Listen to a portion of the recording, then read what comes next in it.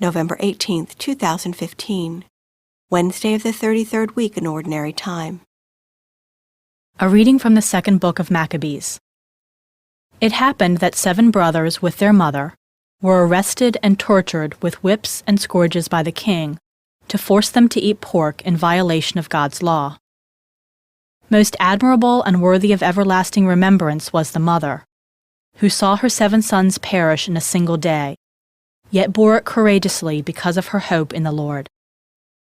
Filled with a noble spirit that stirred her womanly heart with manly courage, she exhorted each of them in the language of their ancestors with these words: I do not know how you came into existence in my womb.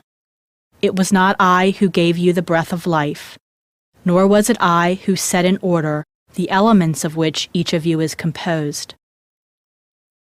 Therefore, since it is the Creator of the universe who shapes each man's beginning, as he brings about the origin of everything, he, in his mercy, will give you back both breath and life, because you now disregard yourselves for the sake of his law.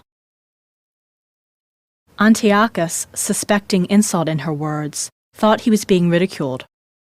As the youngest brother was still alive, the king appealed to him, not with mere words, but with promises on oath, to make him rich and happy if he would abandon his ancestral customs. He would make him his friend and entrust him with high office. When the youth paid no attention to him at all, the king appealed to the mother, urging her to advise her boy to save his life.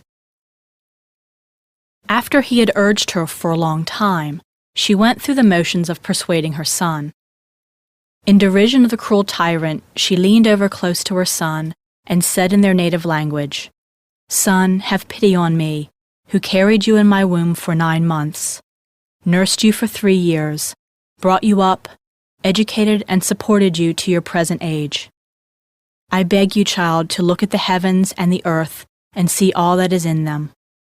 Then you will know that God did not make them out of existing things, and in the same way the human race came into existence. Do not be afraid of this executioner, but be worthy of your brothers and accept death, so that in the time of mercy I may receive you again with them. She had scarcely finished speaking when the youth said, What are you waiting for? I will not obey the king's command. I obey the command of the law given to our fathers through Moses. But you, who have contrived every kind of affliction for the Hebrews, will not escape the hands of God. The word of the Lord. The responsorial psalm.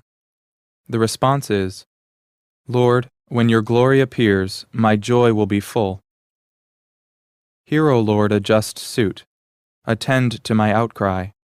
Hearken to my prayer from lips without deceit. Lord, when your glory appears, my joy will be full.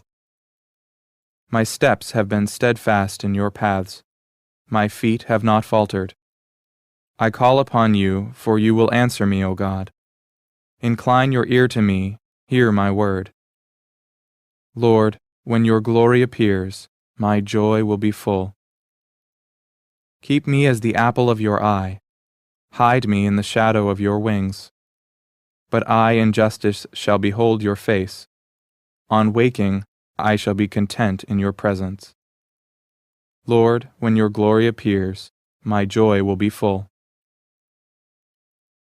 A reading from the Holy Gospel according to Luke. While people were listening to Jesus speak, he proceeded to tell a parable, because he was near Jerusalem, and they thought that the kingdom of God would appear there immediately. So he said, a nobleman went off to a distant country to obtain the kingship for himself, and then to return. He called 10 of his servants and gave them 10 gold coins, and told them, engage in trade with these until I return. His fellow citizens, however, despised him, and sent a delegation after him to announce, We do not want this man to be our king. But when he returned after obtaining the kingship, he had the servants called to whom he had given the money, to learn what they had gained by trading. The first came forward and said, Sir, your gold coin has earned 10 additional ones. He replied, "Well done, good servant.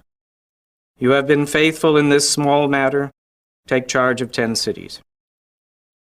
Then the second came and reported, "Your gold coin, sir, has earned 5 more." And to this servant too he said, "You take charge of 5 cities." Then the other servant came and said, "Sir, here is your gold coin. I kept it stored away in a handkerchief, for I was afraid of you, because you are a demanding man.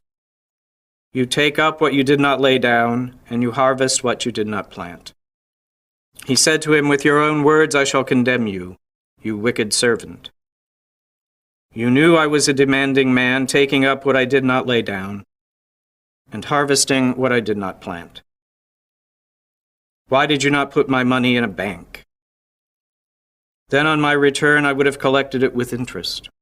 And to those standing by he said, "Take the gold coin from him and give it to the servant who has 10. But they said to him, "Sir, he has 10 gold coins." He replied, "I tell you, to everyone who has, more will be given. But from the one who has not, even what he has will be taken away. Now as for those enemies of mine who did not want me as their king, bring them here and slay them before me." After he had said this, he proceeded on his journey up to Jerusalem. The Gospel of the Lord.